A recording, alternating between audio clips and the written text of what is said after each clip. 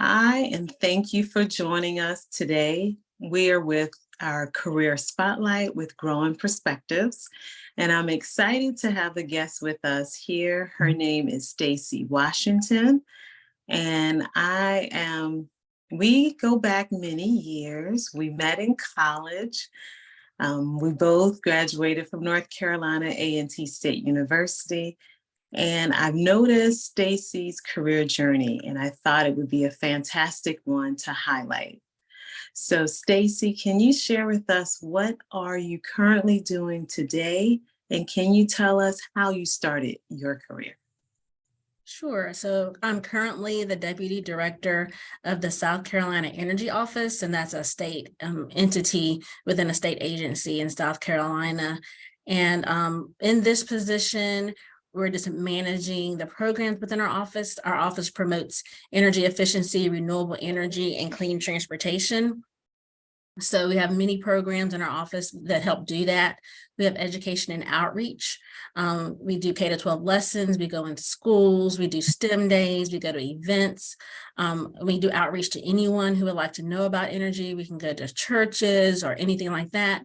We also have loan programs that help people, public entities and nonprofits. Data on our website. We do energy planning. So we have a lot that goes on in the office. So I've worked in all of the different areas in our office, and now to the point where it can help manage the programs. That's awesome. That's awesome. So, let's go back to when you started your career. Tell us, what was your first job and how did you transition to what you're doing today? Sure. So as Kaisha mentioned, we both were into A&T and majored in chemical engineering. And I thought that I was going to work in chemical engineering and get my master's and, do that. I started off as a process engineer at Milliken and Company in Spartanburg, South Carolina. I worked in Blacksburg, but lived in Spartanburg. I worked in the chemical plant, and my process was colorants. And I did that process engineering job for a little bit. And we said also, how did I get to where I am now? Yes, your transitions, because Okay, we so the definitely transition, focus a lot on right? transition. So I did that for a little bit, and then our environmental health and safety person moved on to another job, and I thought, well, let me try that. So that's how I got into the environmental kind of area. And so I came to this position like from a sustainability perspective. And I did work in other environmental areas, but continued to have an interest kind of in recycling and being green and sustainability. It was called different things then, but waste minimization, that type of work. But the whole sustainability, environmental sustainability, looking at air, preserving the air, water, and land is where I got interested.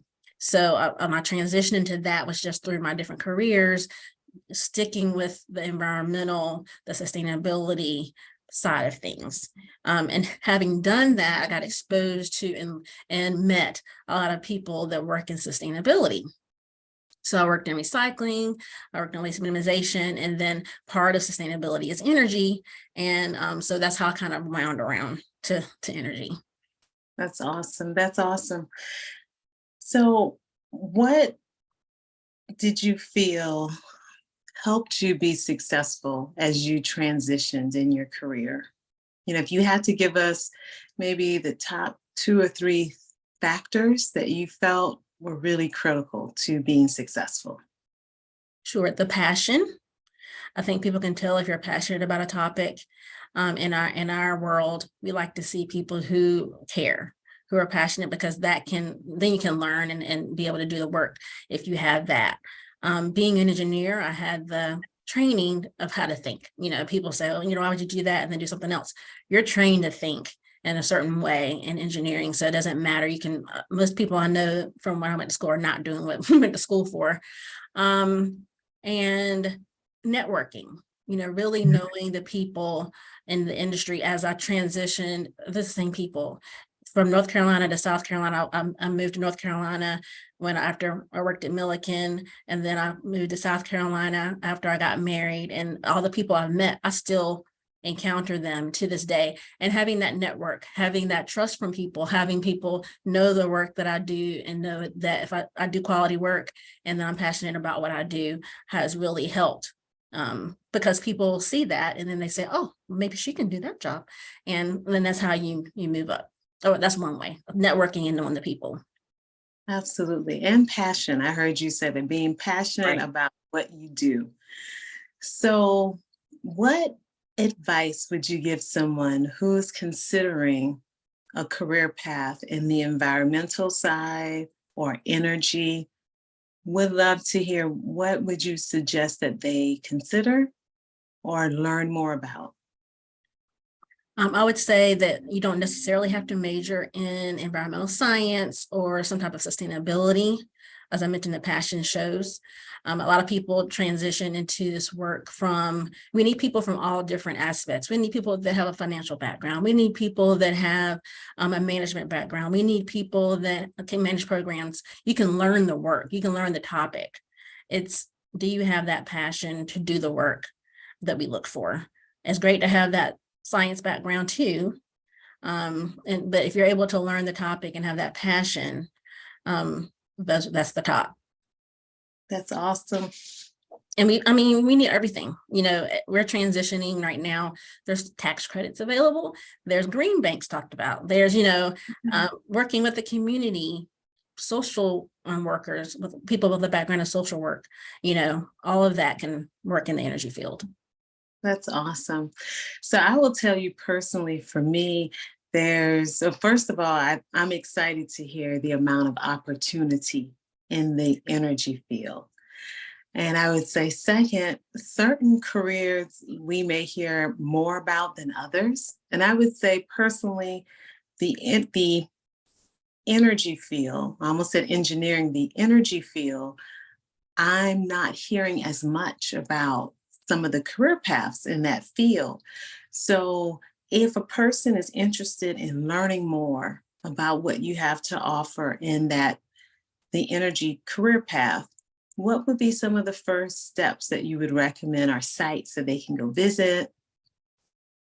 Sure. I would say the Department of Energy is hiring heavily right now. They have a lot of funding that is coming from the Inflation Reduction Act and the Investment and Jobs Act, IIJA, or Bipartisan Infrastructure Law. And they are hiring like gangbusters. So I would definitely look on the Department of Energy's website. They have a lot of information on careers and energy careers. They are really into that and trying to get people into the energy sector. So that's the top place I would go.